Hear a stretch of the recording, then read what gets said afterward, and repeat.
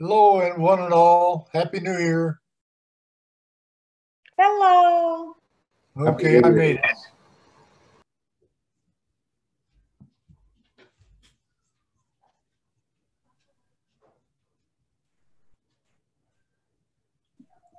Hi, Bill. Hello, David. How are you? Please. Motion to approve the agenda. Thank you, Bill. Can I have a second? Second. Okay, any discussion? All right, seeing none, all in favor? Aye. Aye. Opposed? All right, that motion carries. First item after that is announcements. First, I want to quickly run over the public comment thing is that every person will have an opportunity to speak one time per agenda item. So whatever your points are, make sure you get them lined up so that when you're called on to speak, you can cover everything you want to cover.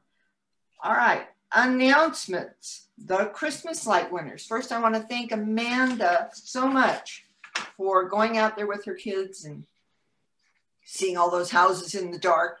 And thank you, Amanda, too, for putting the pictures in. That was really wonderful. You're welcome. I really like that. It's so much better than just imagining and think, oh gosh, I didn't drive by 133 North Fork or whatever. So that's really cool. So our first place winner is at 313 North Fork Avenue, a beautiful display.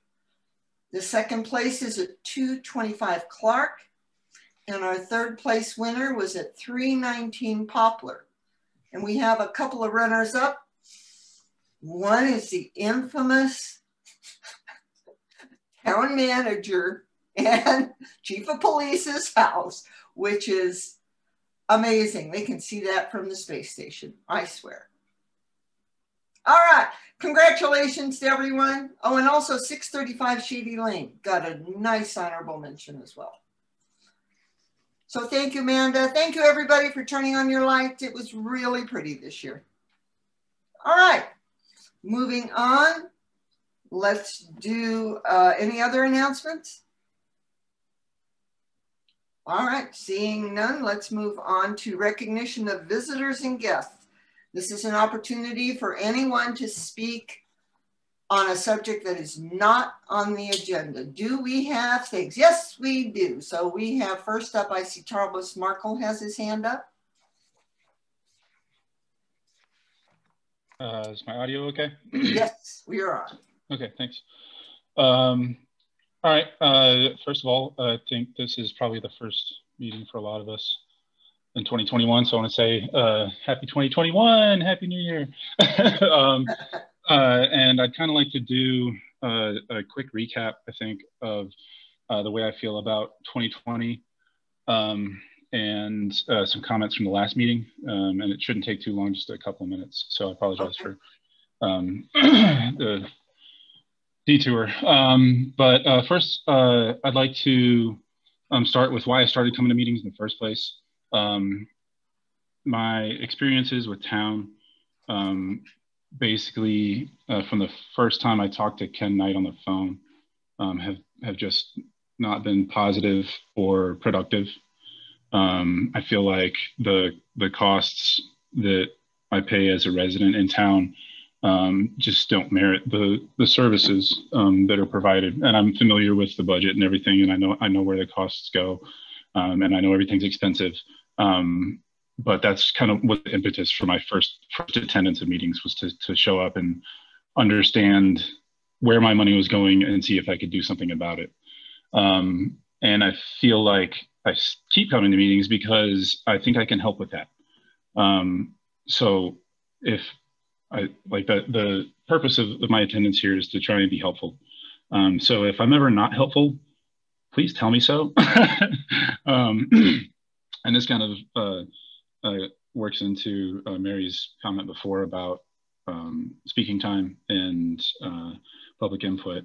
And I feel like it's probably a common feeling for a lot of people that attend these meetings. But you know, if I'm wasting people's time, please contact me privately and just let me know. I'm totally open to feedback. And I feel like the purpose of what everybody's doing here is to advance the will of Paonia, like the will of the public. And I think that when the public isn't heard, that works against that goal.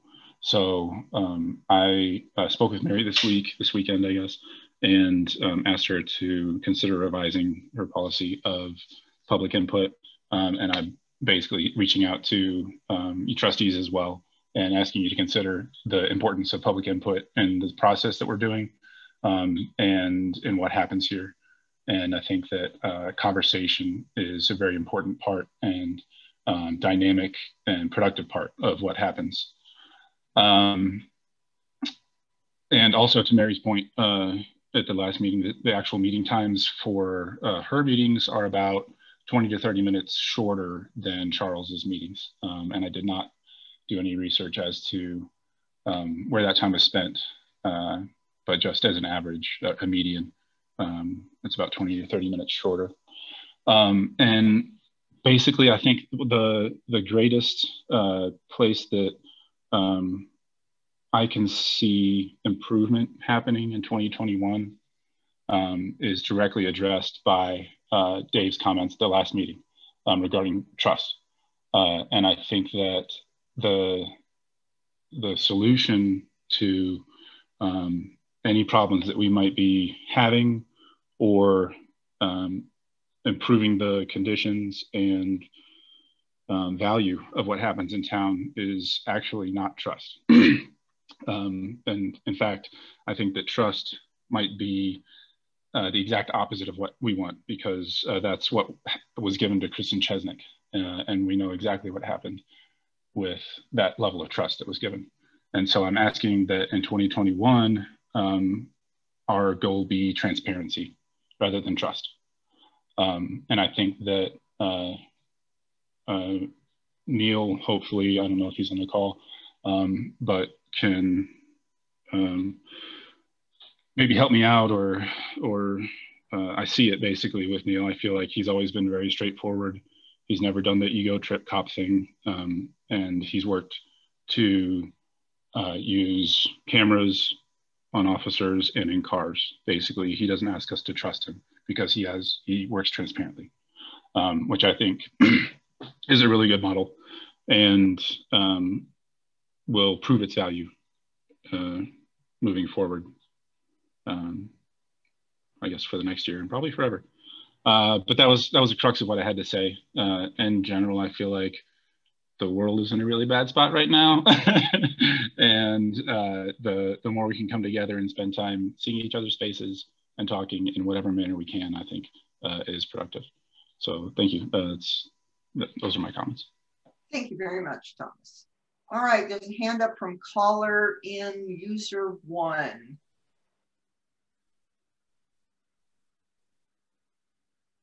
I don't know what happened to them. Are you there? Is that there. 4544? All I have is calling. Is that working? One, but that must be you because you're now unmuted. Okay, and I think it sounded like there were 2 people that raised their hands. So this is Paige Smith at 215 Delta Avenue, and thank you, Mayor Bachran. And I actually have several comments, suggestion, and some kudos that have to do with the agenda. And my first comment is that there's not been any reference to resolution number 2017-10, which is actually part of the agenda and begins on page 3. So this was adopted as the template for how an agenda should be designed. And the first thing I wanted to bring up was on that template, there are 2 kinds of business, unfinished business and new business.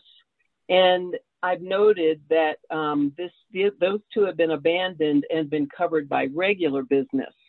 So my comment is that I don't really know what regular business is. Would you have a regular business? You know, usually goes with hand in hand, but I think the use of unfinished business and new business is much more instructive to the public and to the trustees as to where a particular agenda item is in the queue. Has it been talked about before? Has it not?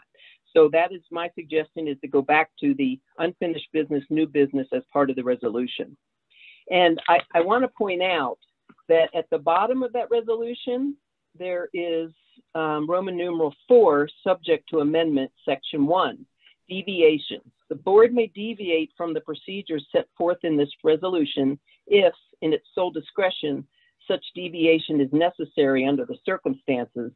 So with regard to this new terminology of business that's been in this agenda, and I believe the last 2, has the board decided that? You know, have you as a board decided that you are going to abandon unfinished and new business and substitute regular business? So that's my first comment.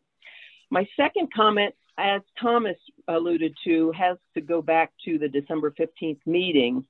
And about 37 minutes into the meeting, Mayor Bachran, when asked why people could only speak once, you had responded, according to state law, we are only required to take public comment at the very beginning of the meeting, and we don't have to take public input on every agenda item. I have no idea what that state law is. I'm not familiar with it. But this second piece of that is, I would like to point everybody to section 8 of the resolution number 2017-10 regarding public comment. It says, after, and by the way, this is on page 3 of your agenda packet. After discussion of an agenda item by the Board of Trustees has concluded, the mayor shall open the floor for comment from members of the public who shall be allowed the opportunity to comment or ask questions on the agenda items. So I'm bringing this up because this is a resolution which sort of negates the comment that you made, Mayor Bachran, that you don't have to take public input on every agenda item. So I just wanted to put that out there. And so then on top of that, again, I kind of echo what Thomas was saying. You all have chosen to, you know, serve the public as trustees and mayor. And we have a very small town. And I believe that the public brings much good information to the board for their consideration, and has probably modified the way some of the business is conducted. So I know at times it's irritating to have someone ask multiple questions on an agenda item, but if we are limited to one time to speak right now, and I should ask a question and I get that question answered, very often you need to follow up with another question to answer in order to understand what's going on. And I think that helps the trustees as well, and other public in attendance and future people that may be listening to one of the calls. So I respectfully request that you not limit people to a single comment, and that, you know, use another leadership approach if someone is speaking too long or is getting off topic. So those are my comments about the agenda, but I have a kudos, and that is, it's been wonderful that the links work in this agenda, and 2, the written reports by the administrator, Travis, Public Works, and Cindy for the Treasurer's Court is very, very helpful, and I want to thank you for including that in these. Thank you very much. Thank you, Paige. Okay, we've got James iPhone up next. Yes, I think that's me. Can you hear me? Yes, would you please identify yourself? Yes, my name is Joan Hunt, and I've been I bought a house at 220 North Fork Avenue about 4 months ago, and I came from Santa Fe. And I feel like I have found the most perfect place for me, and you know, I really like it here. And I think that building community, as we've talked about already, is really, really important. And I don't feel it in the winter here. It's partly because of COVID, yes, but I mean, I think that we need more drawing together because of everything. Anyway, my proposal is we look into creating a really simple, cheap skating rink. And we just flood an area. And I've done a little research, and I mean, just peripherally, and it can be done. I think that the kids need it, the young children and the teenagers really need it. I've talked to a few of them that I said, what do you do in the winter? And they said, oh, we pretty much stay inside, and they weren't happy about it. So I think a skating rink is going to draw our community together and help our kids stay happy and healthy and safe. And thank you for letting me speak. Thank you, Joan. And welcome to Paonia. Oh, thank you very much. All right. Now, what will happen from now on? I mean, I made a proposal, right? You know, we don't actually give feedback at this portion of the program. It will be taken up and you will get a response either at the next meeting, or if we have any kind of contact. I would advise you to email Corinne and put your proposal forward, and then we can get back to you and discuss it. Oh, I get to discuss it because I think that's important. Yeah, so email. Yeah, that we would discuss it. Yeah. Oh, great. Okay, perfect. Thank you very much. Thank you, Joan. All right. Next up is a phone number with the last 4 digits, 2329. You are on.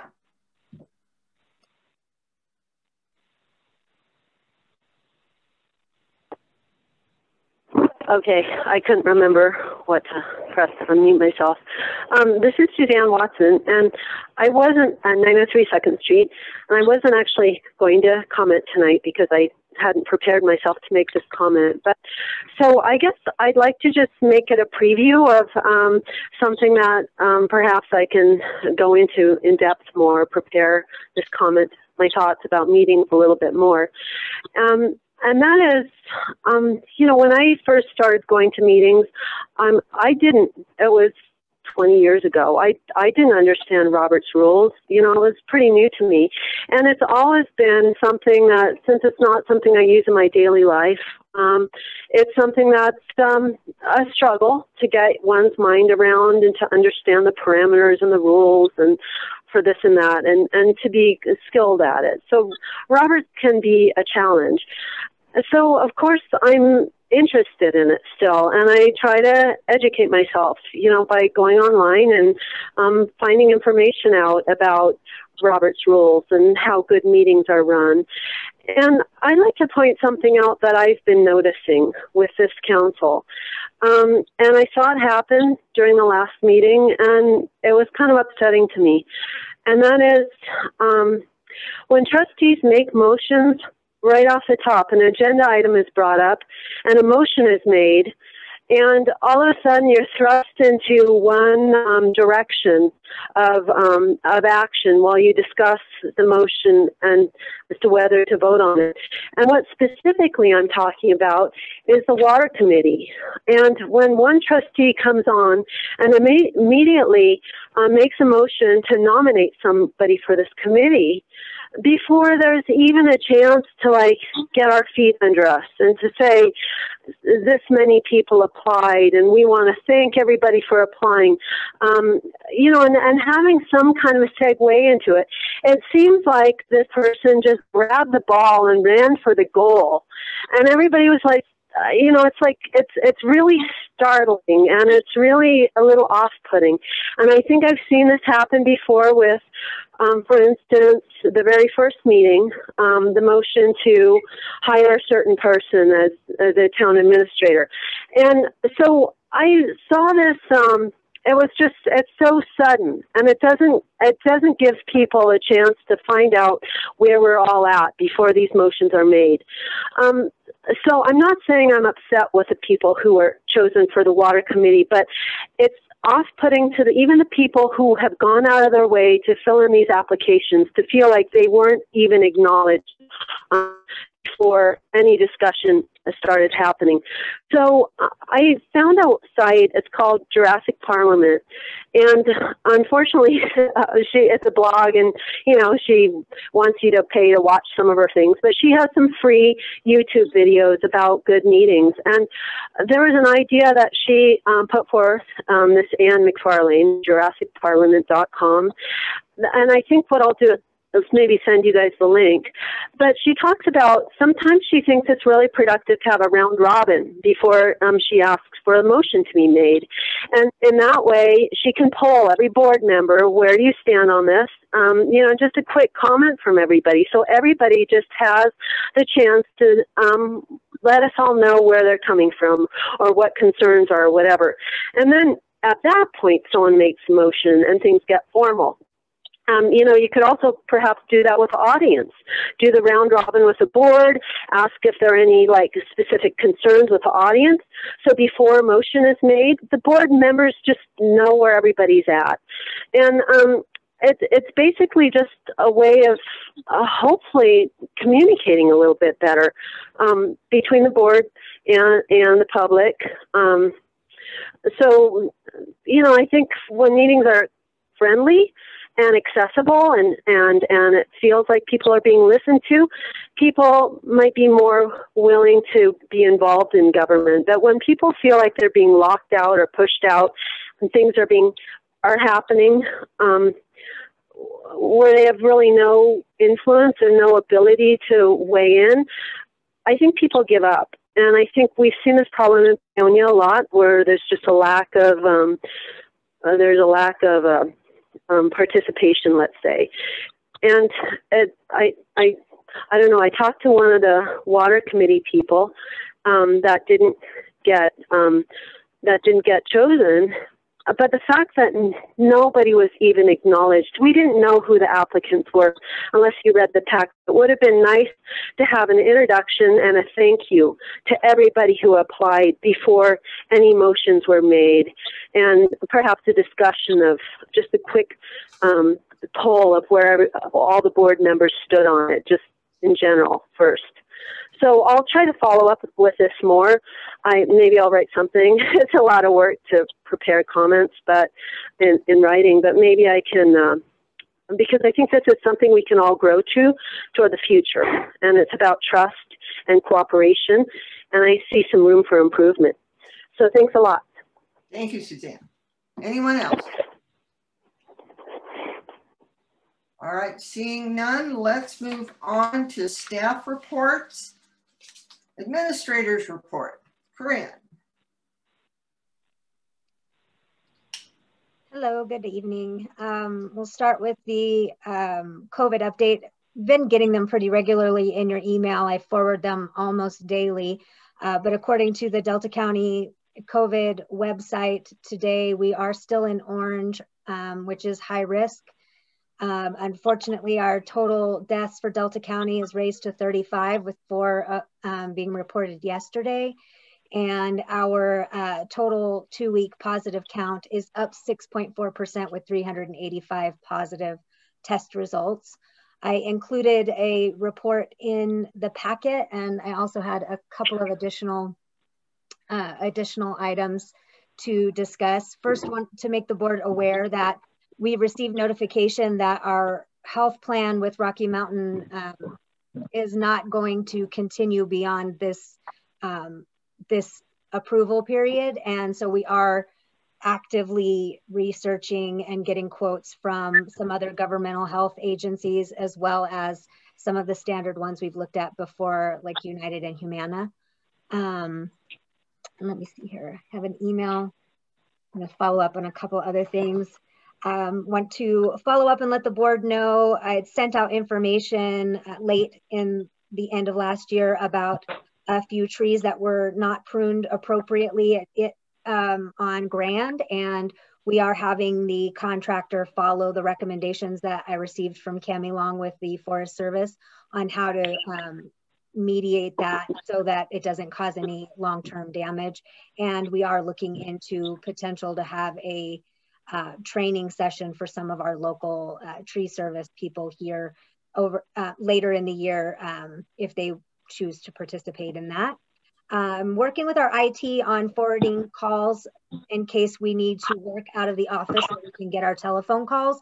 It was a little bit trickier than they thought it would be because our phone system at Town Hall is through our Internet Elevate service, and it's not a standard like a TDS, but they think they've figured that out and will be back down within the next week and a half, and will be able to show us how to program our phones and do what they need to do on our network so we can forward calls.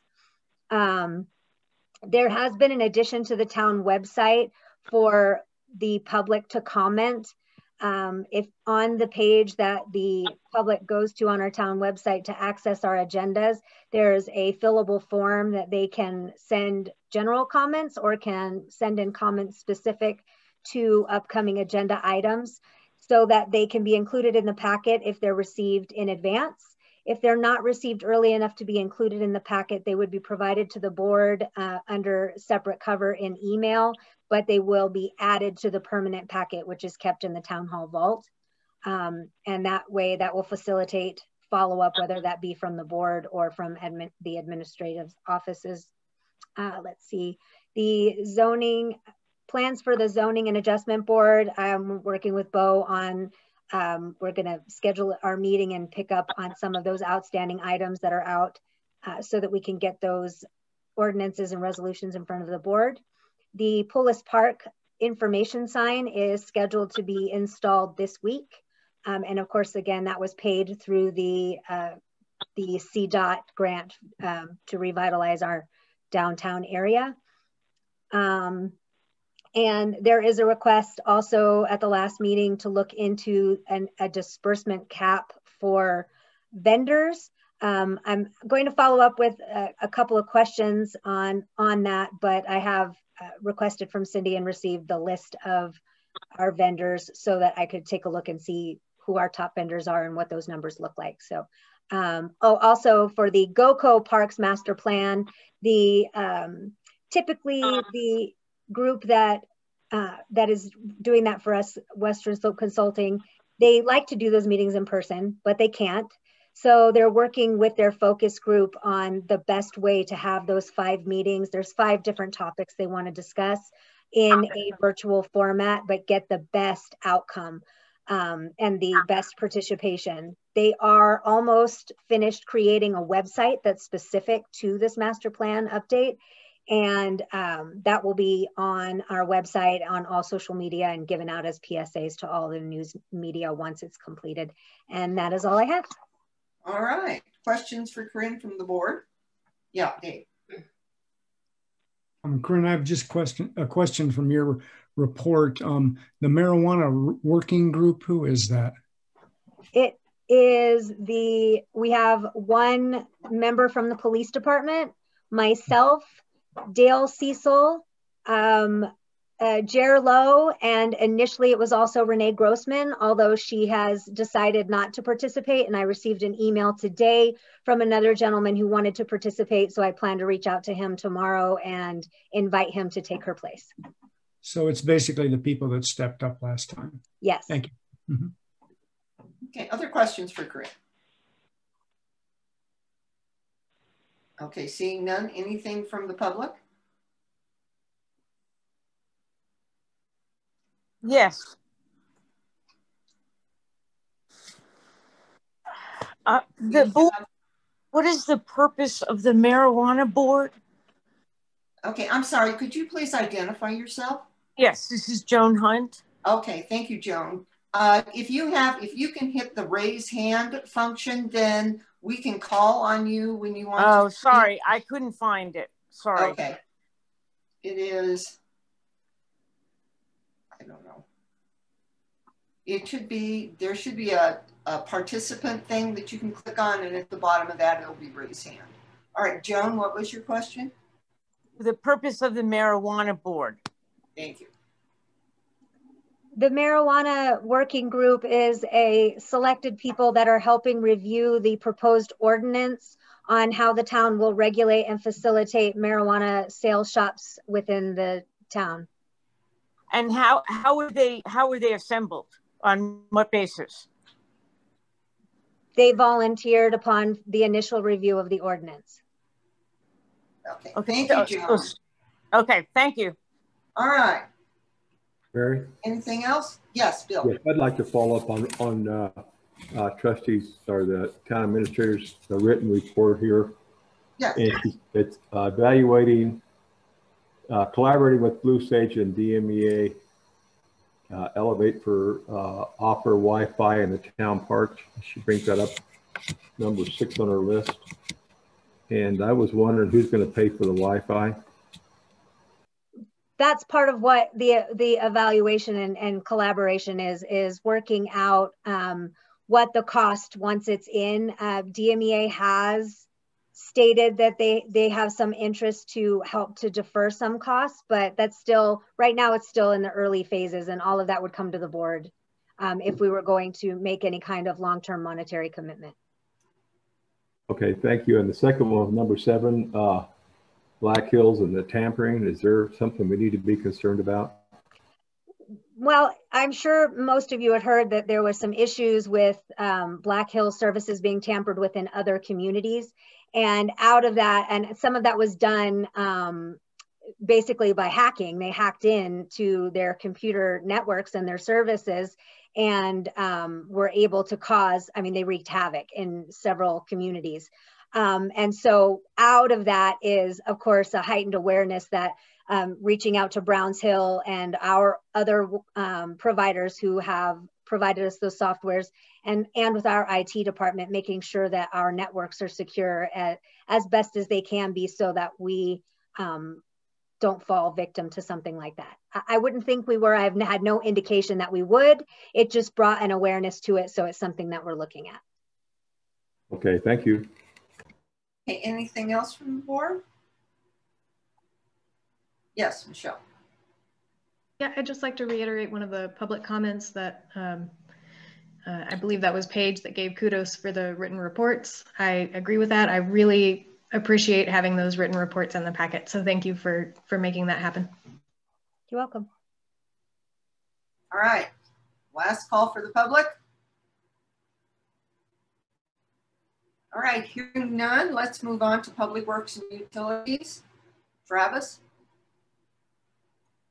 Good evening. You did see the written report. We did have to, we'll have this spill report and a production next board meeting, and also the update on the sanitary survey next meeting for everybody.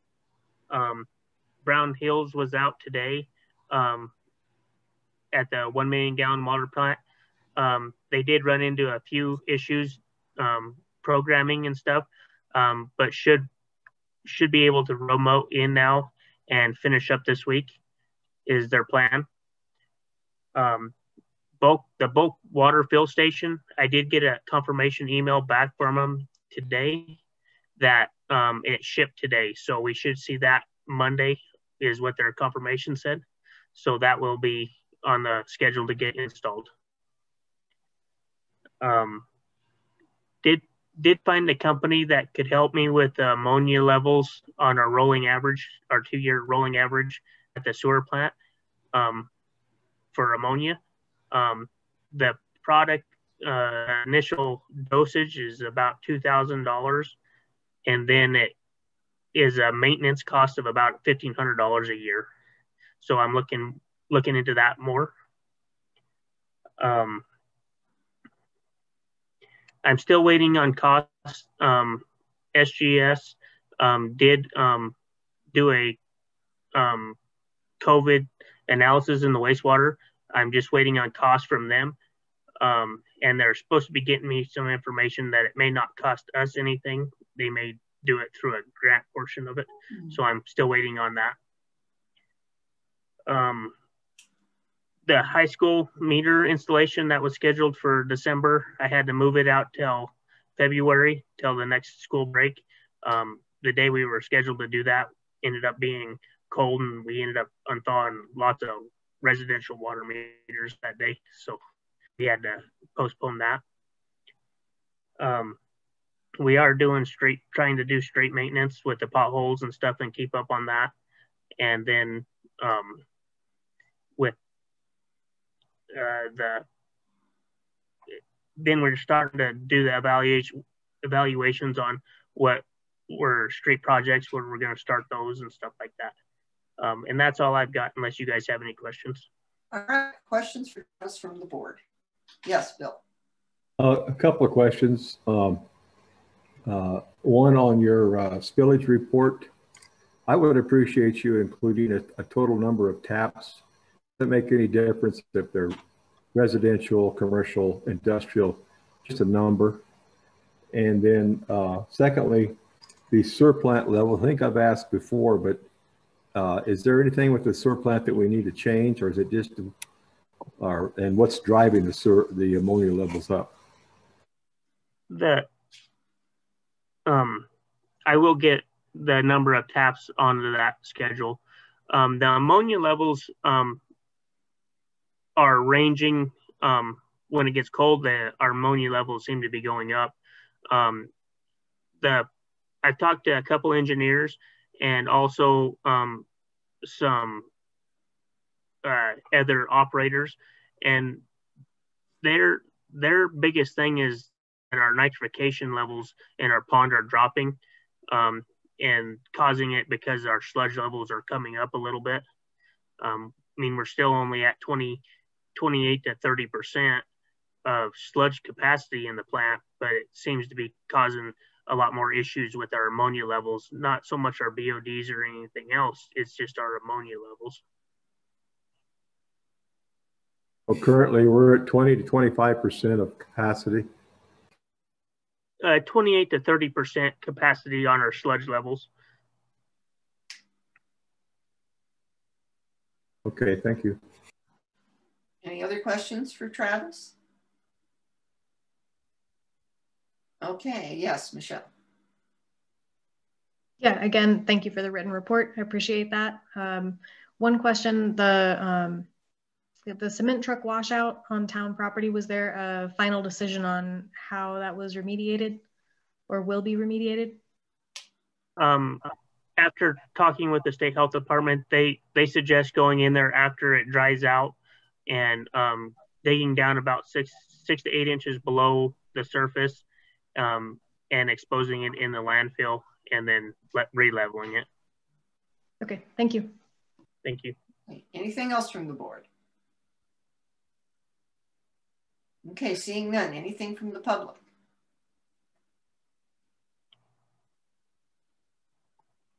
Okay, seeing none. Let's move on to the police report. Neil?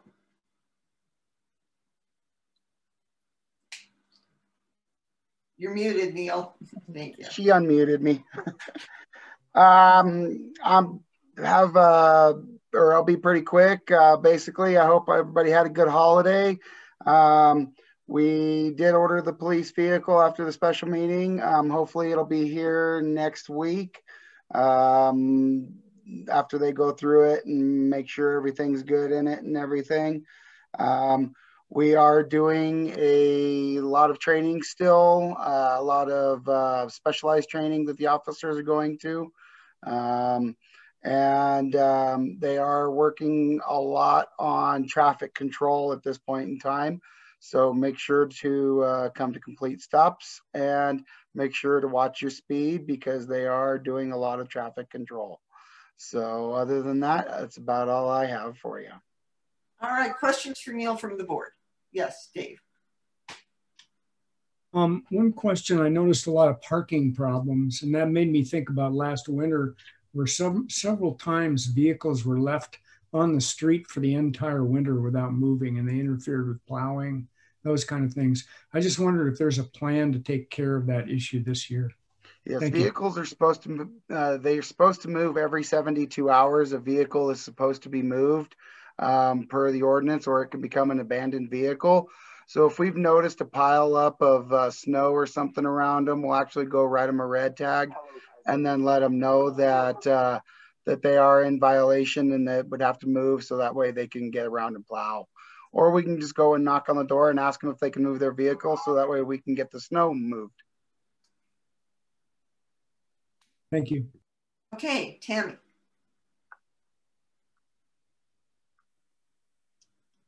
Has anybody been contacted about not removing snow from their sidewalks? I just know we have a brand new section of sidewalk that at least up until a couple days ago hadn't been touched. A lot of money in that sidewalk and has yet to be shoveled. So has anybody been contacted, warned, or cited for failure to remove snow from the dock? Yes, on the blotter, most of those code enforcement ones are going to be sidewalk violations. What we're doing this year, and I don't know if we'll have to do something a little different, but what we're doing is Joanne is actually going out and doing the same things that she did whenever she was doing code enforcement, writing a letter to the owners of the residents and then sending the letter to them. I think that may be a little taking a little bit more time than what I would like. So I'm thinking we'll probably end up just going back to doing red tags, and the officers will see it and go knock on the door, give them a red tag and let them know that they need to get their sidewalk done. So that way it doesn't have to go through the mail and it's a little quicker of a process. All right, thank you. Anyone else? Questions for Neil? Yes, Karen. Is there any fine or anything for not removing the snow? I mean, what if they don't? Then we can summons them into court. They have to go to court? There's no just... Right now, as of now, yes, they would have to go into court because we don't have a penalty assessment set up for that. That's part of the process that we're going to be going through this year, is getting all the new penalty assessments and fines and fees set up for some of these. So that way that if it does happen, they can be assessed a penalty assessment, which is a fine, rather than having to go to court like most of our stuff already is fine based. If they were to have a fine, could that just be something that's added to their water bill or something, or no, it would be a criminal act, so they would actually have to go through and be cited by an officer or a code enforcement if we were to give Joanne the power to write citations. Okay, thank you. All right, Michelle. Yeah, I just want to reiterate a suggestion I made on the snow at the last meeting, that maybe when we're reviewing those penalties, we could have a system whereby if there's a fine, then that fine goes to a town operation to get the sidewalks clear, so that the ultimate result is safer sidewalks for our citizens, regardless of whether the homeowner takes responsibility for it. Absolutely. Thank you. All right, and Mick. Yeah, is there a way that we could get an idea of what training our police department is giving our men, our officers? Absolutely. I have right now they're in the process of switching over. So generally what we do is we add all of our training into one system that posts monitors, post board being, the police officer standards board. They're actually switching over right now, so we can't have access to that. The go live date on the new one is the 20th, and I'm assuming that's where all of our training that we put in there will come back in there. And it's pretty easy for me to pull it on up. So if you ever want a copy of it, I can go ahead and give that, no problem at all.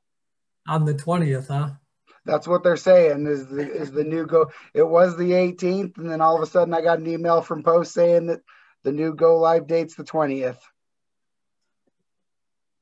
And we've already had one officer attend a week-long training, Neil? Yes, he just got back from Littleton. He did defensive tactics. He became an instructor in defensive tactics. And we had our SRO officer at the end of the month, at the end of December, go and do a 2-day SRO class as well. And so while we have it and while they're able to be going around, we're planning on just doing as much training as possible as we can. Okay, any other questions from the board? All right, seeing none, anything from the public? Yes, Suzanne. Hi. I was just curious, Neil. Okay, I wasn't aware of it on the day that it happened, but I heard there was deer hit again on 2nd Street, and I've seen deer hit before, dead deer in front of my house or near my house. And I wanted to know what day that occurred on, and if you could let people know what happened, because I think there's a real deer problem in this town. People drive awfully fast at night, and it's really dangerous for everybody when, people are driving fast and deer are jumping out and they get hit. It can cause accidents. So can you tell us what happened, what day that was on, and how the officers had to respond to that one?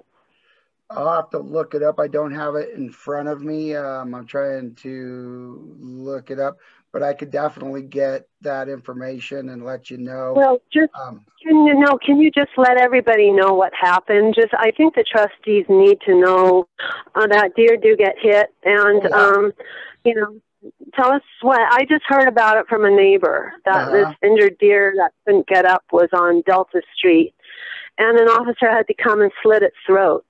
I mean, and it's just some bystanders found it, and they or I don't know if it was the driver, but I don't know if he reported this.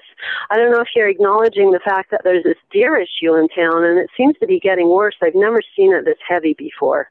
Right. We do have a lot of them in town, and that actually was my call. It was on Delta, the 700 block of Delta. Its back end was completely gone, and no, it was not reported by any vehicle. A citizen had reported it, and so we let it sit there, went back a couple hours later, it was still there, went up on it, tried to get it to get up, it wouldn't get up. I personally do not like to put animals down using a gun in town limits. So we went ahead and euthanized it that way, and then took it out of there and gave it to the DOW because it was a pretty good sized buck. Okay. Thank you, Suzanne. Well, thanks for explaining that. Thank you. Thank you. And thanks for putting it out of its misery. That sounds awful. I don't like doing it at all. And I really do like your deer sign, by the way. Oh, thank you. That's creative. I just did something a little different. Okay. All right. If there's nothing else, then let's move on to the attorneys. Oh, wait, Thomas. Thanks. Just one quick comment regarding the parking. From what I recall, and just a quick glance at Unicode, I'm seeing that the 72-hour limit applies to restricted vehicles. Like there's basically motorhomes, RVs, trailers, and stuff like that. But I don't see anything for regular cars. So if we're going to have a policy of moving vehicles, we might want to reflect that in the code. Thank you. Right. It's under state statute. It applies to abandoned vehicles. Oh, right on. Okay. Thanks. Thanks, Thomas. All right. Nothing else? I don't see anyone. All right. Thank you, Neil. Let's move on to attorney's report. Bo. Thank you all. I was not a good student and did not provide a written report for the packet. That being said, I really haven't had anything substantive. I think Corinne hit on a couple issues that we have upcoming, and there should be a couple of agenda items in terms of an update in the Eric Pace versus Town of Paonia case, and an update with the ditch company in the next packet, just kind of based on where those things stand. But I'm happy to answer any questions that the trustees might have of me. All right, questions for the attorney from trustees? Yes, Michelle. Yeah, not actually a question. I just wanted to check in. I know we've had a lot of updates that came quickly regarding the building inspection contract, and a lot of that happened between meetings. So I just wanted to see if we could get a quick update on where we stand and get a copy of that contract in the next packet, just for public record.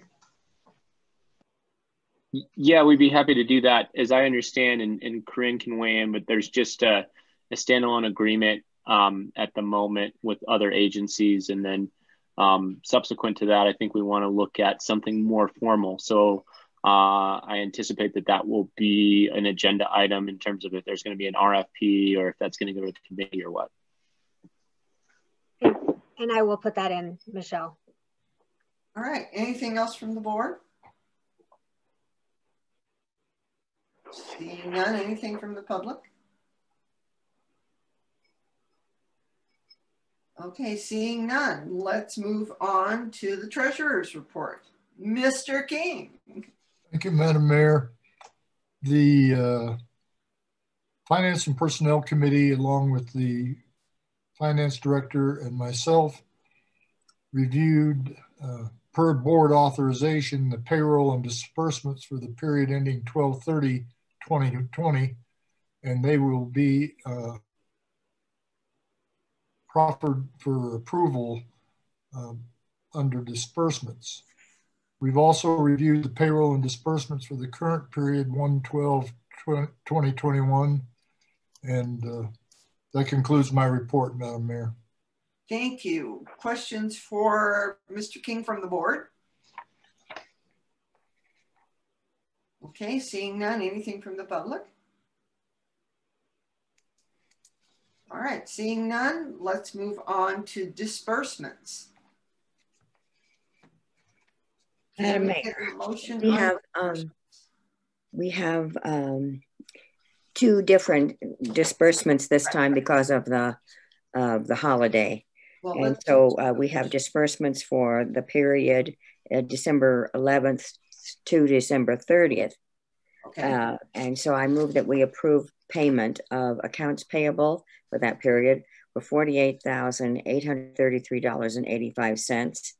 The credit card payment for $436.42.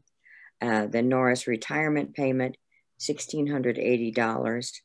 And then transfer for the 12/18 payroll of $23,299.79 and payroll taxes of $24,157.03, and then transfer for the payroll of January 1 of $21,019.14 and payroll taxes for that period of $8,853.82. And that's that. If we could just do one at a time, that would be the first period. Okay. Karen, we need to have payroll, direct payroll. And that, yes, the transfer and payment of those payrolls. Yes, the direct payroll, same amounts. Thank you. All right, so for the first period from 12/11 to 12/30, can I get a second on that motion? Second. Discussion from the board. Yes, Bill. Oh, would somebody like to address the civil penalty? The civil penalty, that was the untimely reports for the sewer reports. I mean, we send our sewers for to Delta, I guess, for Corinne, go ahead, say it. Okay. So I believe, I'm sorry, and I must have been looking at the wrong, I believe that was on the next disbursement. Maybe on the next disbursement. But the civil penalty is in response to the failure to timely report the sample results for the wastewater system, and corrective actions have been taken. Okay, just for my information, would you forward to us the penalty letter? Yes, I can do that. Thank you. That's the only question I had on that one. Okay, we're actually doing the next one, Bill. If you have your questions on the next, because they were reversed order in the packet, so yeah, we're doing the older one first. Okay, well, this is going back to the packet. That was in the first one. Sorry. So do you have any questions on the second one? No, nothing there. Okay. Any other questions on the second? Yes, Michelle.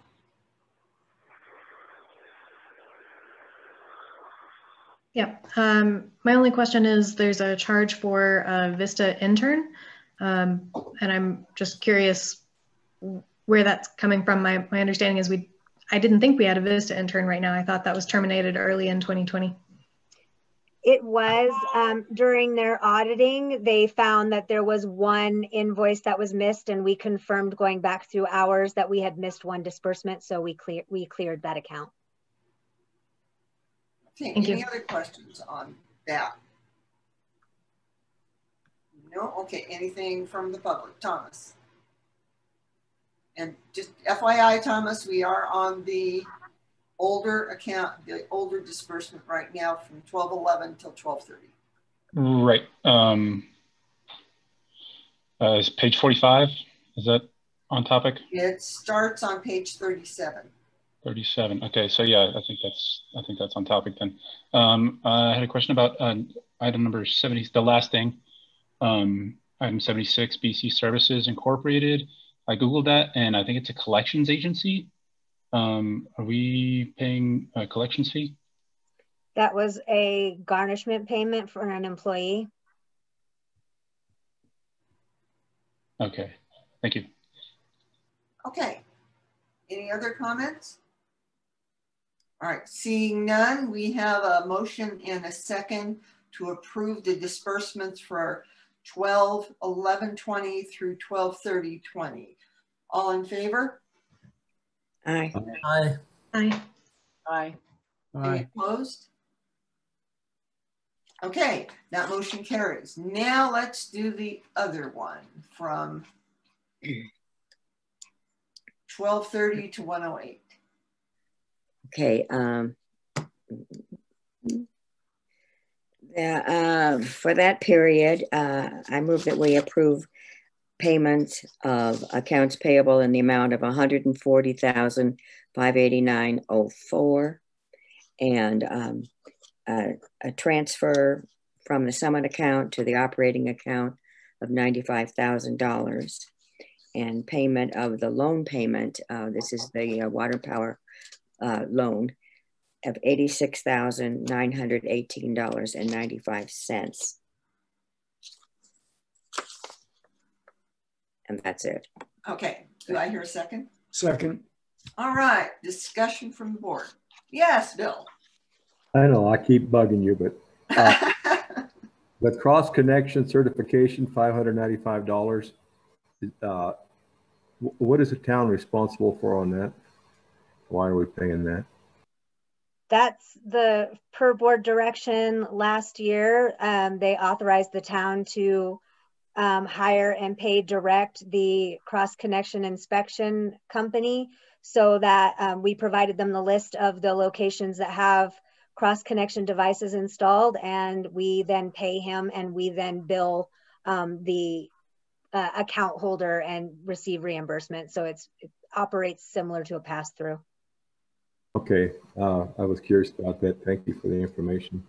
You're welcome. Okay, any other questions? Yes, Tammy.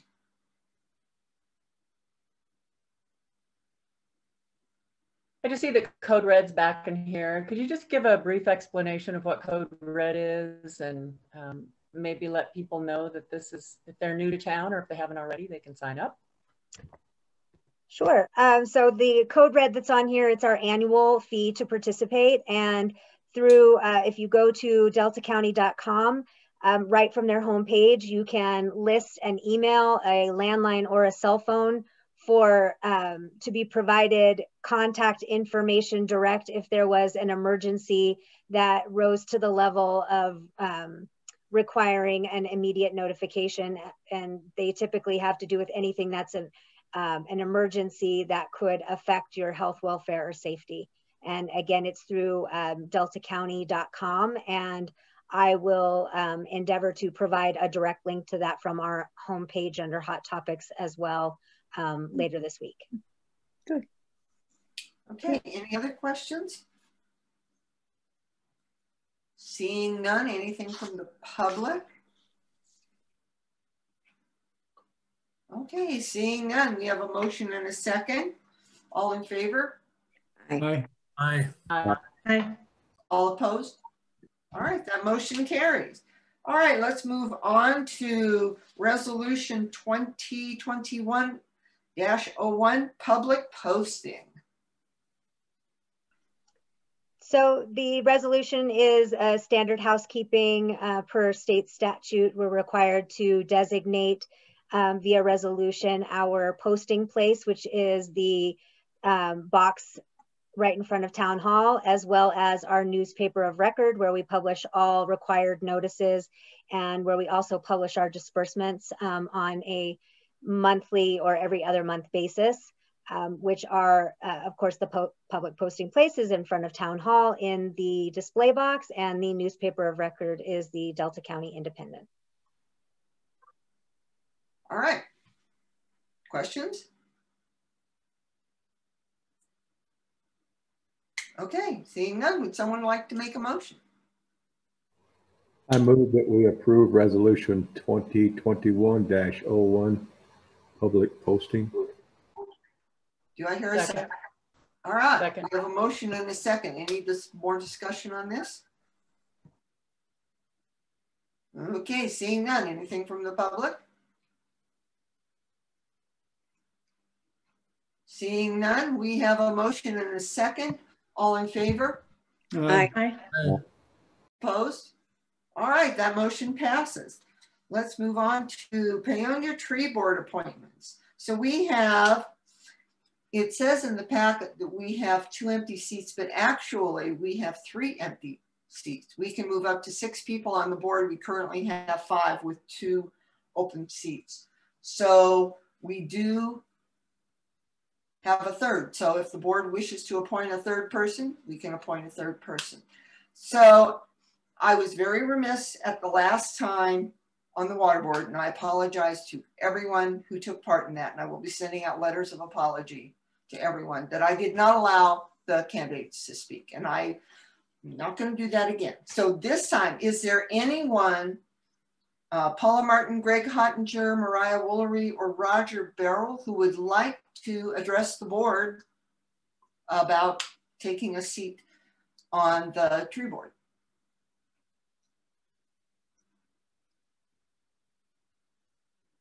Yes, Greg.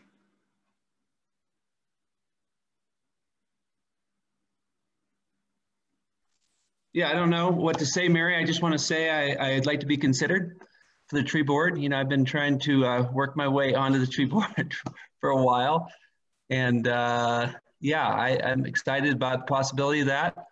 Certainly, I think there was a big year for the trees in this town. And so, yeah, just want to be in you know, I'd like to contribute to the development of a tree plan and working in conjunction with the sidewalk remediation. So I'd like to be part of that for this next term. So thank you. Thank you, Greg. Mariah, I see you're there too.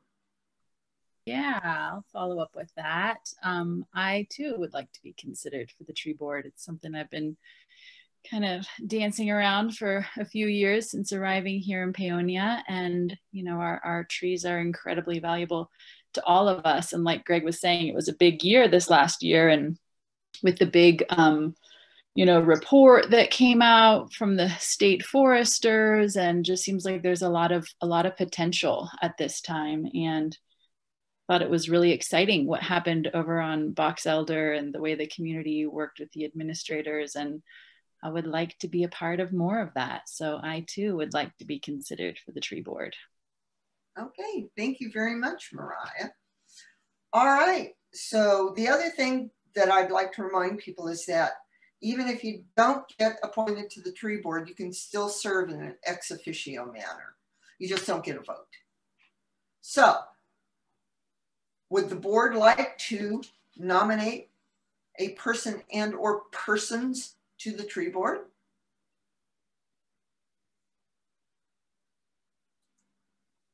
Yes, Tammy. I assume it's okay being a member of the tree board or the board representative on the tree board that I can do this. I do want to say that the people who have been on the board, Paula and Roger, have both been great and very regularly attend meetings, a lot of input, a lot of help. I am, however, going to, since I can do 3, I'm going to motion that we appoint Paula Martin, Greg Hottinger, and Mariah, Mariah, I don't know how to say your last name, Woolery to the tree board. Okay, do I have a second on that? Second. All right, discussion. Mariah needs to give us how she says her last name. Yeah. Okay, say it again, Mariah. Hoolaluri. Hoolaluri. I've been saying it wrong all the time. Right. W is plenty. Got it. All right. Yes, Michelle. Yeah, I would just say, since Tammy has been serving on the tree board, I think she's in the best position to make that nomination, so I support her nominations. Okay, thank you, Michelle. All right, any other discussion? All right, seeing none, anything for, wait, Tammy. Yes. Yeah, I do want to thank Roger. And it's certainly nothing personal. I just saw a lot in Mariah's letter that I really liked. And Roger is great, and I hope he continues, if he's listening, I hope he continues to be a part of the board because he really is a valuable asset. So nothing personal to Roger, but Paula has been outstanding. She keeps us all together. She keeps us all in line, make sure we get all the information. And Greg has a lot of ideas. Everything I've heard from him is just really positive. And I'd like to urge the public when we do have meetings, and we will try and keep those maybe posted on social media and so forth to attend some pretty nice meetings. Okay, thank you, Tammy. Yes, Dave. If Roger's looking for something to do, I invite him to join Dark Skies. This is true. Okay, anything else from the public? All right, seeing none, we have a slate of tree board people being put forward. That is Paula Martin, Greg Hottinger, and Mariah Huliller. Oh, forget it, Mariah. I'm never gonna get it. Mariah. So, all in favor? Aye. Aye. Aye. All opposed? All right. It passes. Congratulations, Greg and Mariah. Glad to have you on the tree board. Thank you. Thank you. All right. And thank you for everyone who serves on the tree board. And again, thank you, Roger, for all your years of service. Yeah, I was on the tree board with Roger and Paula, and yeah, have a lot of interaction with Mariah and Greg. But it's a great board and they do magnificent work. Thank you, Tammy, for taking on that as well. All right, moving on. Let's move on to the Water Advisory Committee term limits. We almost got this through last time, but we managed to miss term limits. So we have a new ordinance or resolution. No, we're just referencing our ordinance that established the advisory water board, and I included the language in the agenda summary form where it shows that while we filled the seats, we did not follow all the way through with that, and I apologize that I missed that on the initial go round to actually determine how they're going to rotate, what the staggering of the terms are. So that was why I had included this, and my suggestion was that we just do a turnover every year, and my suggestion also was that we have term ends in August, so that on the years when there's an election year, it gives new board members an opportunity to come onto the board and familiarize themselves with the board's function and capacity before they're trying to appoint someone to fill the seat. I think sometimes those appointments happen so quickly, it doesn't give new board members an opportunity to really know who or what they're voting for. So those were my suggestions, and with only 3 people, it was a little tricky to try to figure out how you stagger terms, which is why I also included the suggestion to do the drawing, but of course, I was in person when I was writing that and wasn't thinking about the fact that we're not in person to facilitate a drawing. With that, I'll turn it over to you. Okay, Dave. I have an idea that would encourage attendance at our water board meetings, and that would be whoever misses the most meetings during the first year has a 1-year term.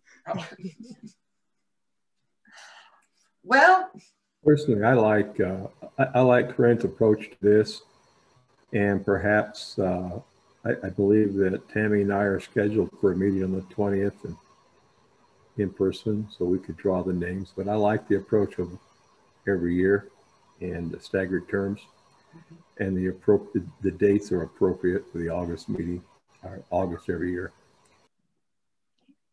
Yeah, I would agree. I think having you two do the random drawing would be really good.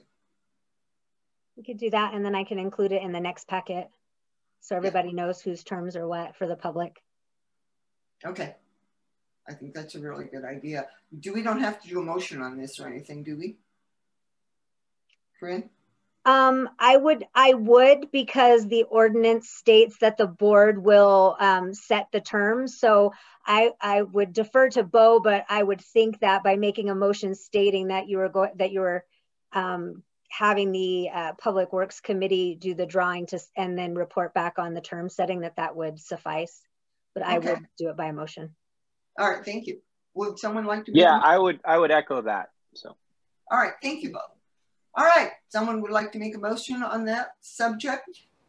Well, this bill, I move that the Public Works Committee draw by random drawing the 3 people's terms for the 1-year, 2-year, and 3-year terms, and that the results of that be published at the next meeting.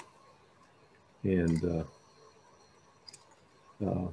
I guess that's it. And that the terms begin and end in August. Okay. Thank you, Bill. All right. Do we have a second? Second. All right. Further discussion?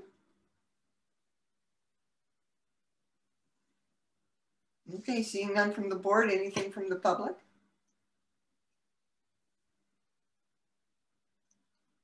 All right. Seeing none, we have a motion and a second. All in favor? Aye. Aye. Aye. All opposed? Okay, that motion passes. All right, we're on to Ordinance 2021 to be determined. I think this is just a discussion item. Is that correct, Fran? We're just looking at this. I do believe, yes, this was the initial review, and Aaron Watson with Dark Skies is on our meeting here as well, so that he could lead this. I know that it was their request that it be brought back to the board. So included in was the preliminary draft, and I included my notes and review as I went through as well. So they're included in the draft ordinance for the board's review. Thank you. All right, Aaron, I give the floor to you. All right. Hi, everyone. Thanks for having me. Happy 2021. So yeah, we're here to talk about the lighting ordinance, and what this would do would qualify Paonia to be an international dark sky community. And so we've worked with the International Dark Sky Association and their 2018 guidelines, which is what our town is bound to right now. And we adapted the Ridgeway ordinance. So their ordinance that allowed them to be certified as a dark sky community. We've used a lot of language from there for Paonia. And so what we have here is a draft, and it's just a place to start. We put a call out for public comment, and we received a number of comments so that people can start to look at how this ordinance would affect the town and the residents.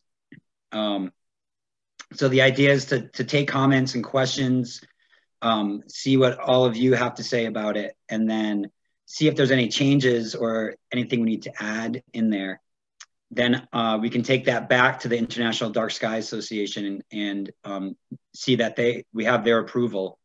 And then once we kind of coordinate there, we can work on passing it, and then we'll be able to be certified. That this is one of the major steps for the certification process. Okay, thank you very much, Aaron. All right, so questions for Aaron or comments for Aaron from the board? Yes, Bill. My comment is, one, who's going to enforce these regulations? Are we going to have the police department doing, the building department? And who's going to be the arbiter of neighbor versus neighbor when these subjects come up about light pollution? Oh, that's a good question. And that isn't defined in this ordinance. It actually says in the draft town manager. So that's really up to the town to decide how this is going to be enforced, whether it's going to be the council or if there's going to be some kind of committee or how that's going to work. So yeah, I don't have an answer. That's something we need to talk about and figure out for sure. You're asking us to sign on to a bunch of essentially regulations that people are going to be required to live with. And I think we need to discuss how they're going to be enforced, who's going to do the enforcements, penalties associated, because personally, I'm against more regulations in town. Okay, thank you, Bill. Other comments and questions? Yes, Tammy. Aaron, I'm wondering if there's anybody from, did you say this is from Ridgeway that you adopted this? Yes. Is there anybody from Ridgeway that might be able to talk about some of the experiences they've had since this has gone into effect? It'd be nice to hear from another community, or any thoughts on how that's going for them, as far as what Bill was talking about, and just suddenly having all of these rules that you have to abide by, and what the public reaction has been. That's a great question, and yeah, I can look into that and try to find some information for you. Yeah. Cool. Other questions? Comments? Yes, Dave. I just wanted to point out a couple of things in response to what Bill's saying. We started a problem-solving group that included Corinne, one member of the board, the police chief, and public works director to kind of take up issues that might happen in neighborhoods around lighting like this.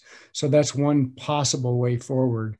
I understand the concern about regulations, but in order to get dark sky certification, we actually need to have some kind of enforcement or some kind of change in our lighting in order to protect the dark skies.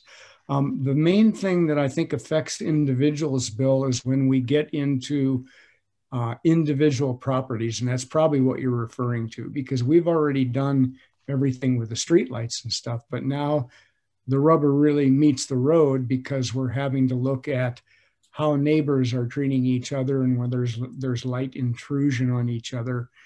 And there's about 10 years this ordinance gives people to come into compliance. So I would hope that most of their light bulbs wear out by then, and what they do is try to replace those with more dark sky compliant. The comments from people in the public are worth reading, because there's some really good ideas in there about the idea of possibly some kind of a fund that is set up to help people that are finding financial difficulties in trying to comply with the ordinance and those types of things. But that's my review of it, and I just wanted to add that to it. I hope it helps. Thanks. Other comments? Yes, Michelle. Yeah, I want to say thanks to the committee for all the work on this. It shows a substantial amount of effort. I'm not sure, are CK comments in the document, are those from Corinne? Okay, I thought they might be. I think there's some really great comments in there that I hope to see incorporated and fully incorporated into the text in the next draft that comes before us. I did notice one bit of language that I thought was a little confusing. This is on packet page 60, item number 5. It says, the language says that the items listed there are not intended to be achieved. So I don't really know what that means or why we would include it if we're not intending to achieve it. Just a note for the next draft.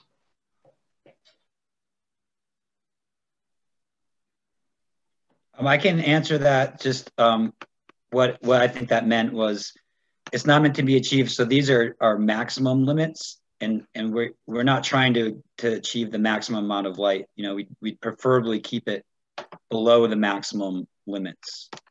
So that I think that's what that wording meant. It may need to be reworded, okay, to be clear. Thank you for that clarification. Yeah. Other comments? Yeah, Corinne. Oh, you're still muted. Sorry about that. I did want to let Aaron know as well, and I do believe it's lightly touched upon, but we may want to expound on that. I was contacted by the bank, and we need to make sure that we make sure that it's clear that security lighting and things that are regulated are also exempt, because I was informed that banks have federal regulations on some of the levels of security lights. And it may very well be that those lights fall within what we're asking through the ordinance, but I'm not familiar with what those are. I have requested that information and will give that to you as soon as I get it. Okay. Okay, other comments?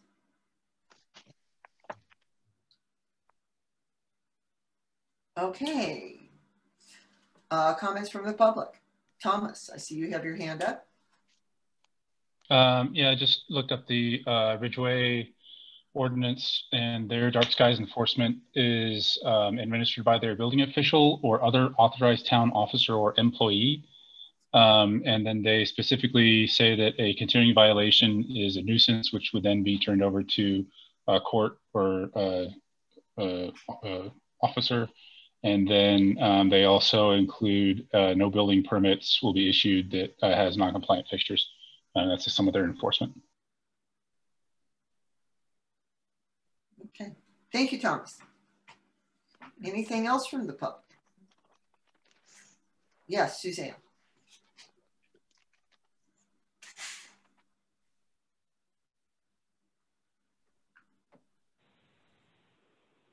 Hello, did you call on me, Mary? Yes, this is Suzanne. Okay, you got cut off there. You know, I know it's lengthy. There's a lot of elements to this, but my basic concern is the light trespass.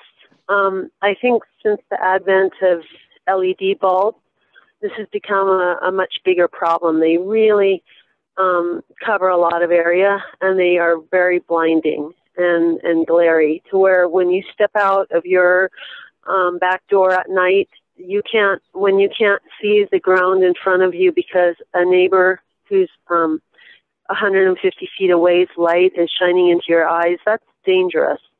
And I would hate to see that type of, you know, I'd like to see this move forward in some way, so it's reasonable for everybody. But I do think sometimes neighbors aren't good neighbors, and I don't care if it's people's weeds encroaching on your property or other nuisances. But unfortunately, sometimes people don't know how to be good neighbors, and unfortunately, that's why sometimes we have to have these regulations. And I'd imagine it would be somewhat complaint-based, like our other nuisance ordinances, where, you know, they kind of sit there and they really become a go-to rule when there's an actual complaint that comes in, kind of like our ATV speed limits or something that we can't enforce because there's no signs up. But well, that's a little off topic. But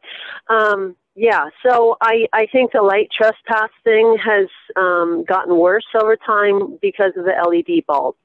And that's a real big concern of mine. Thank you. Thank you, Suzanne.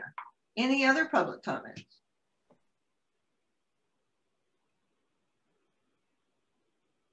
Okay, seeing none, I would tend to concur. I really think that the people who gave us comments made some really trenchant comments.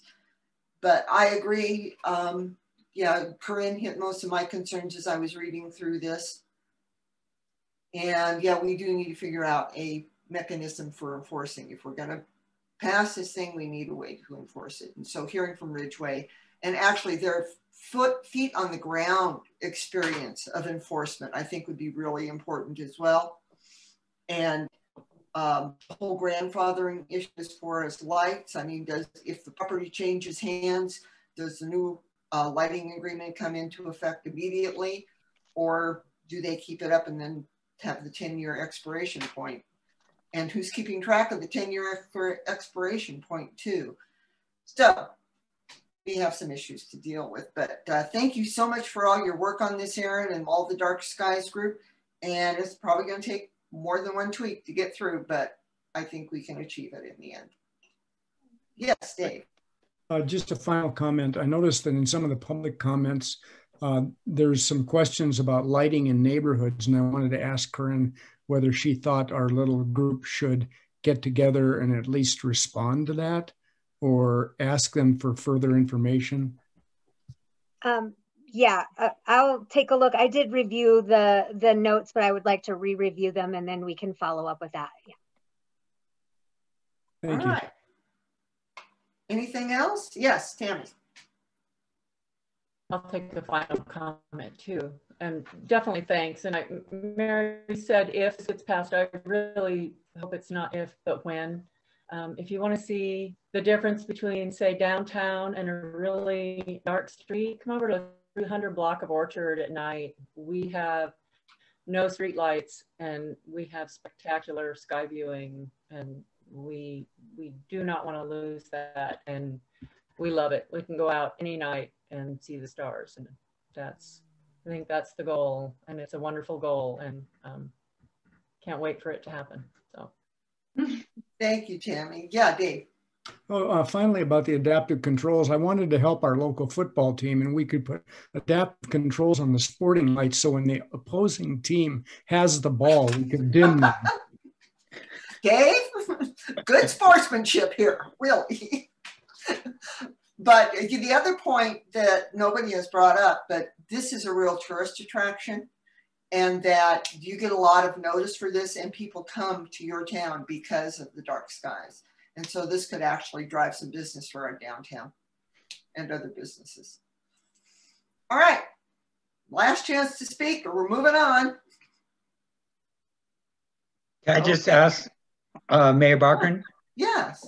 Just as far as next steps, so am I clear that the next step is for Dark Skies to kind of work on this draft and make something, answer all the questions and comments and make something more complete to bring to you? Or to the committee?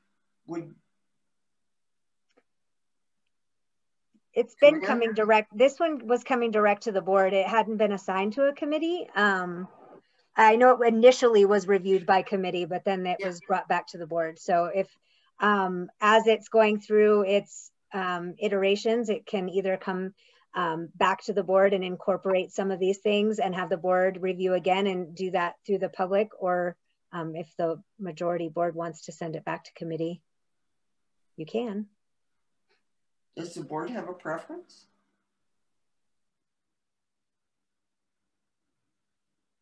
Yes, Michelle.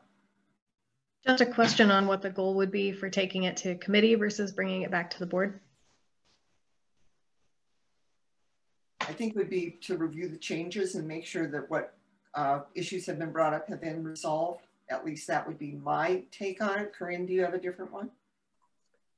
No, you could do that at the committee level, or we can, typically we would just supply both the initial and then the revision. So you'd have the ordinance that's in front of you right now, and then the revised ordinance incorporating all of that information into the new one so that you could review side by side. Okay. Karen, you had a comment? I just thought that there's a lot of stuff in here, and we've made 2 or 3 different comments that could be added or not added. And I thought it would be, a committee would be better suited to do that draft. and then that draft come to the board, because the committee would decide pretty much what to put in there. Okay. Shall we do it via motion? I move that we send it to the committee. And I don't know yeah, which committee are we talking about? That's Corinne and Public Works, and who were the other two? Police and Dark Sky. Dave, were you on that? Oh, you're wanting to send it to the Dark Skies Committee? Yes. The town committee. Right. Okay. No, the Dark Skies Committee. Okay. Yes, Dave. Yeah, I think that's wise, because we've been kind of diving into it and dealing with the issues, and maybe that would save the board some time and deliberation if we looked at it first. Okay, you want to second it then? I second. All right. Any further discussion? Okay, seeing none. Yeah, there's a hand in the audience. Suzanne. Hi. Is there still time to write a comment? I guess I was unaware of the written comment thing, and I wasn't able to put mine down in words. So I really would like the light trespass and the 10-year thing to be addressed. Okay, I would suggest you mail it to Corinne. Okay. Okay, so we'll get to the committee. Okay. Yes. Is there a by date, like as soon as possible, or what? Yes. I would say as soon as possible. Okay, thank you. Thank you. All right, we have a motion and a second. All in favor? Aye. Aye. Opposed? Nope. All right, that motion passes. All right, we're on to the consent agenda. We have 3 minutes and 1 liquor license renewal. Can I get a motion to accept the consent agenda? Move to accept the consent agenda. Can I have a second? Second. All right, discussion? Yes, Dave. I really wanted to appreciate that the minutes from the last meeting were there. It really helps me prepare for this meeting when I see the minutes from the previous meeting right on the packet. And I wanted to thank Amanda for that.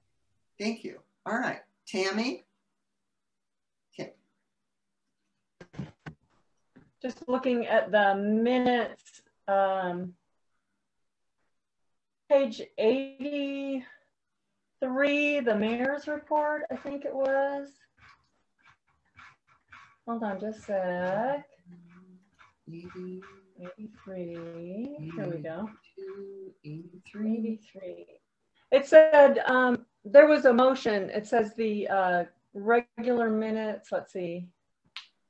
No, that's not it. Hold on, let me find it. There's something that was really not, oh, darn it. Let's see. Oh, here we go. Page 73. I'm sorry, page 73. Okay. My apologies. Let's go by fast. Okay. Page 73, there we go. It says motion made by Knudsen, seconded by Budinger, and carried with 5 ayes. It doesn't say what the motion is. Was that to approve the?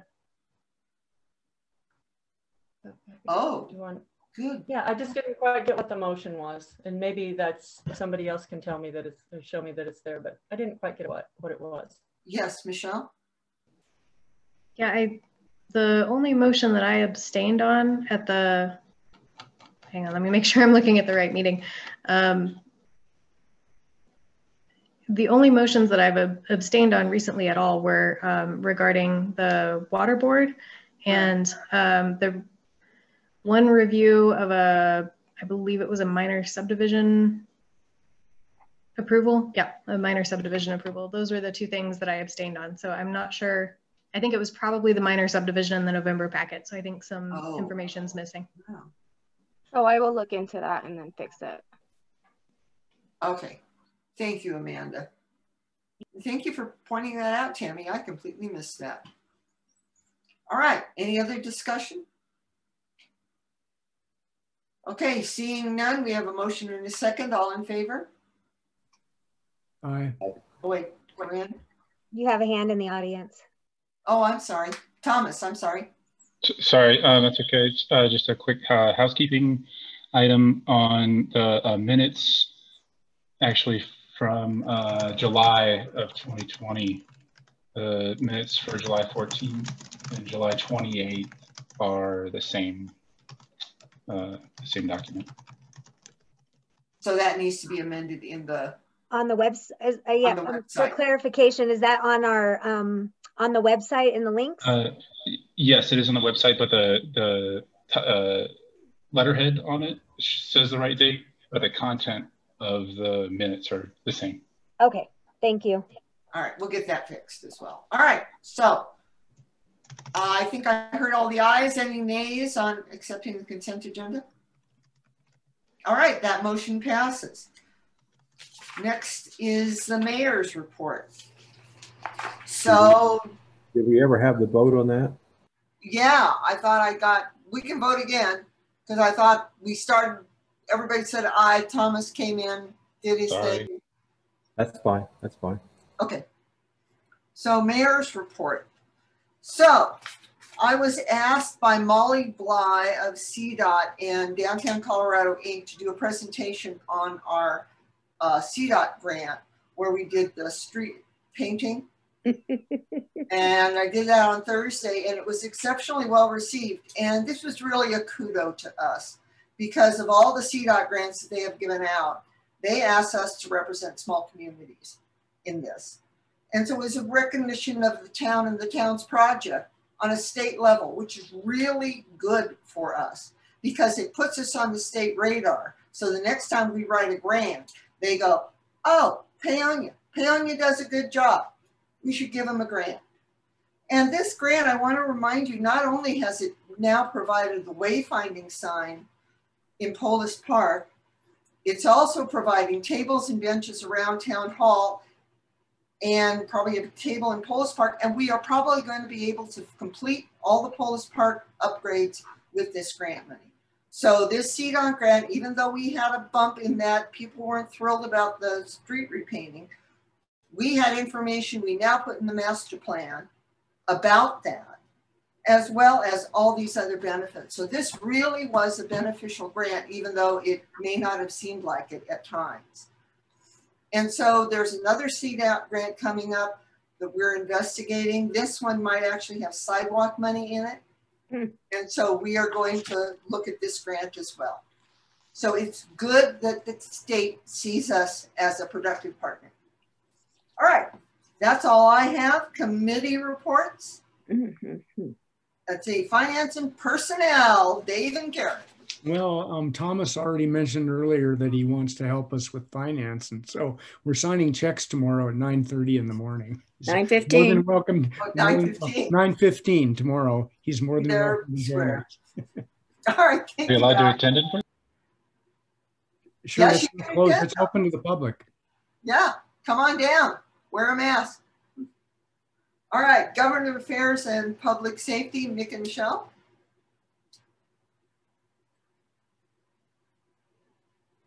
Either one of you? Nobody's talking. Everybody's just smiling. Well, there's really not a whole lot to report. Our last meeting was yesterday via Zoom. No one from the public attended. We did discuss how Back the Badges is working, and I think Chief Ferguson reported a few of those things that, you know, with the approval of the vehicle and that sort of thing. One thing that we are going to have this coming Thursday is a Let's Talk STRs, short-term rentals. So that'll be via Zoom at 6 o'clock. So everyone is invited to attend. That will be via Zoom.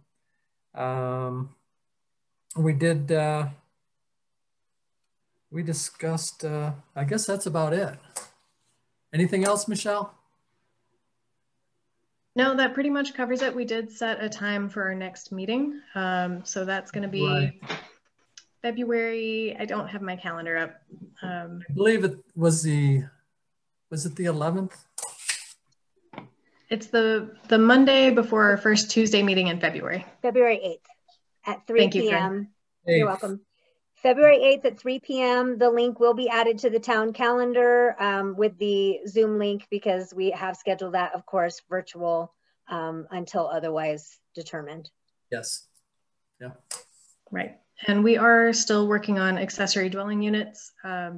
Corinne is in communication with Attorney Nerlin on the next steps for that, to make sure that we can get a good ordinance about that in front of the board in the coming month, maybe sometime soon. Oh, thank you. All right, Public Works, Facilities, Utilities, Nick and, or Tammy and Bill. We haven't met yet. Our next meeting is scheduled for the 20th of January. So we're going to meet hopefully in person and have our discussion then, and we'll be able to report it at the next meeting. Okay, thank you very much. All right, and Tree Board, Tammy.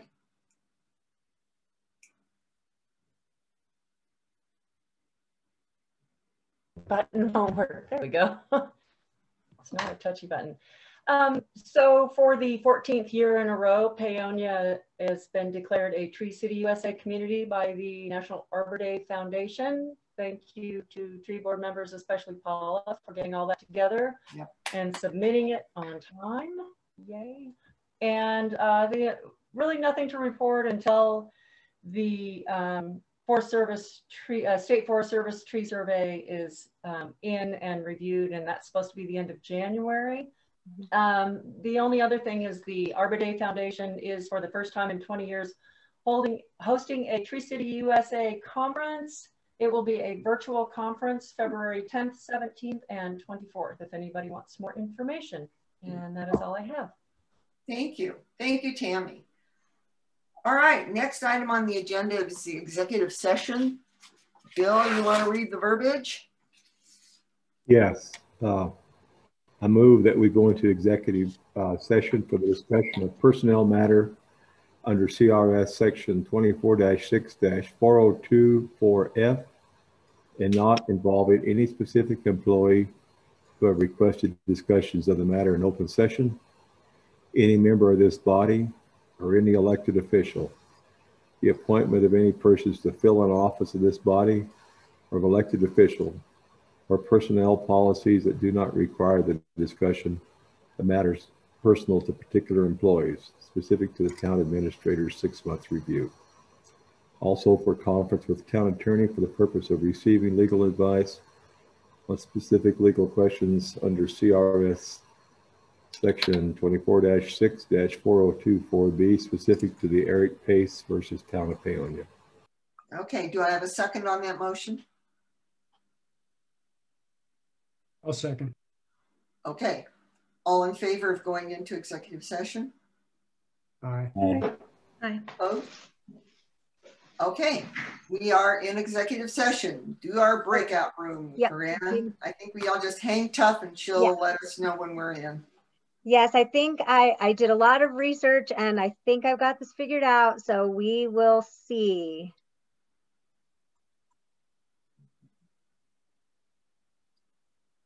You should have an invitation. In our email? No, I'm gonna, let's see. Okay. So I sent it, all right, let me,